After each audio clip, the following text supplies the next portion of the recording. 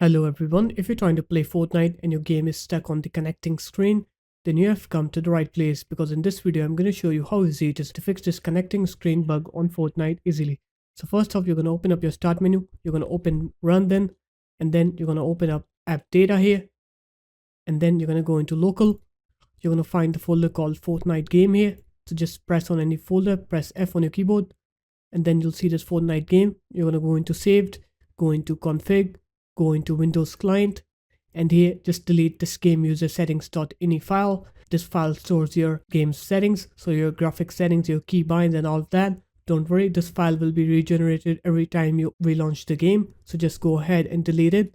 Now go back into config, go into crash report client, delete everything from here, and then go back again and go back again once more, go into logs, and then just delete everything that's here as well.